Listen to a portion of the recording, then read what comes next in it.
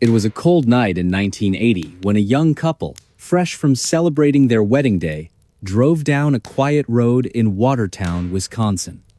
They were laughing, holding hands, and enjoying the start of their new life together. But what happened next would leave investigators baffled for decades. An unknown man approached their car, broke in, and shot them both to death before vanishing into the darkness without a trace. The killer's identity? A mystery. The motive? Unknown. It was as if he had simply appeared out of thin air. Hey friends, you're in Dreamcatcher Stories, your cozy corner for stories that got lost along the way. Hit me up in the comments and tell me how this one hits you. Now, let's get sneaky and peek behind the curtain. The story begins with a man who lived a double life.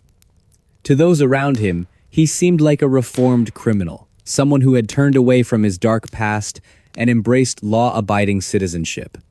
He raised a family, held down steady jobs, and presented himself as a pillar of respectability. But behind closed doors, things were far from perfect. His daughter, now grown, grew up fearing him. She knew her father wasn't the man he claimed to be. Behind his calm exterior lay a violent temper and compulsive tendencies that made her question everything about him. Throughout her childhood, she remembered nights when the entire family would pack up suddenly and move in the dead of night. Her father always gave the same excuse. I was an informant back in jail, and some people I snitched on have found us. We need to disappear. But even as a child, she didn't believe him. Something felt off about these stories.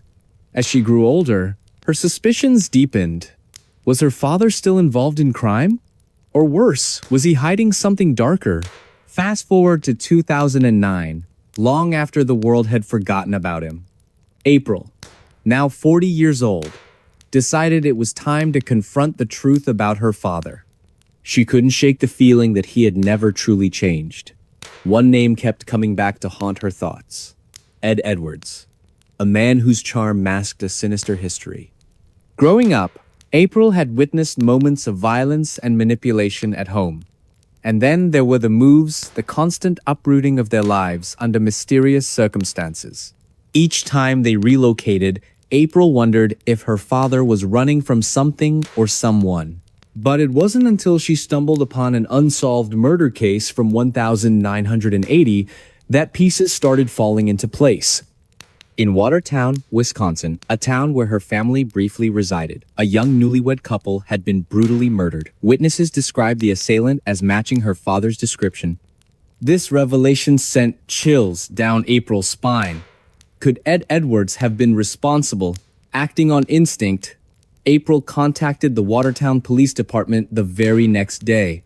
She shared her suspicions and urged them to reopen the investigation. As detectives dug deeper, unsettling patterns emerged. Ed Edwards wasn't just any ordinary man. He was a career criminal with ties to multiple unsolved cases across the United States. From robberies to murders, his trail of destruction spanned decades. Yet, somehow, he managed to evade capture for most of his crimes. That is, until 2009, when DNA evidence finally caught up with him. Investigators linked him to several homicides, including the infamous Happy Face Killer murders, which earned their grim nickname due to Edwards' habit of drawing smiley faces near his victims' bodies. Let's rewind to understand the man behind the mask. Born in the early 20th century, Edwards grew up in poverty, surrounded by hardship.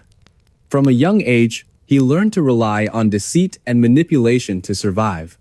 By adulthood, he had honed his skills into a deadly art form. Charismatic yet calculating, Edwards could charm anyone into trusting him, only to betray them later. His ability to blend into society allowed him to operate undetected for years. Even when caught, he often slipped through cracks in the justice system, leaving victims' families desperate for answers. Then came the twist. As authorities pieced together Edwards' criminal profile, they discovered shocking connections between his known crimes and other cold cases.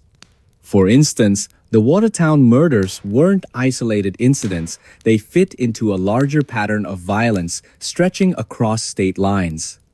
Evidence suggested Edwards traveled extensively, committing crimes wherever he went. Some speculated he may have even trained others in his methods, creating a network of copycat killers. If true, this raised terrifying questions about how many more victims might exist. Public fascination with Edwards' case skyrocketed after details leaked online. True crime enthusiasts flocked to forums, debating whether Edwards acted alone or as part of a broader conspiracy. Among them was Brian Carter, a self-taught programmer who developed algorithms capable of identifying patterns within vast datasets. Using advanced software, he analyzed thousands of archived documents related to Edwards' activities. His findings pointed toward possible links between Edwards and other unsolved crimes nationwide. Could these cases represent extensions of Edwards' work, or were they inspired by media coverage of his exploits? Social media platforms buzzed with theories, ranging from credible analyses to wild speculation. Podcasts dedicated to exploring Edwards' life and crimes attracted millions of listeners eager to solve the riddle themselves. Episodes examining societal factors contributing to his descent into madness resonated strongly with audiences navigating uncertain times. Could such a mind exist today, armed with modern tools and access to classified systems? Host Paul Hayes posed this question rhetorically during the season finale of Time's Unraveling Genius*, leaving listeners pondering implications long after the episode aired. 2 years later, researchers announced they had decoded messages embedded in artwork created during Edwards' incarceration. Sophisticated image recognition software identified recurring themes tied to specific locations and dates corresponding to known events in his life. This revelation suggested Edwards may have left deliberate clues intended to taunt authorities even beyond the grave. Was he playing games right up until the end? Emily Carter, a forensic psychologist assigned to analyze his psychological profile, mused aloud during a private meeting with colleagues. Her voice cracked slightly, betraying exhaustion mixed with awe at the complexity of their subject. Atmosphere shifted dramatically as public interest surged once again. Forums buzzed with discussions, piecing together timelines and debating theories. Conversations ranged from speculative musings to well-researched arguments supported by hard data. One member, Amanda Grant, gained prominence when she identified similarities between Edwards' disappearance and other unsolved cases involving individuals with exceptional intellectual abilities. Her findings prompted renewed scrutiny of potential links between genius minds and clandestine operations. Families affected by similar losses gather annually to honor their loved ones, finding solace in shared memories and unwavering determination. "We won't stop fighting," says Linda Hayes during a memorial service held near North Wales. Her voice cracks with emotion, underscoring the personal stakes involved. And so, the legend persists not merely as a relic of the past, but as a testament to human resilience in the face of incomprehensible evil. And there we go, another memory back from the dark. Don't go too far, I've got more mysteries itching to be told. What do you think happened to Ed Edwards? Let me know in the comments below. Your thoughts matter, and they shape the stories I share next. So go ahead, type it out, and hit send. I'll see you there.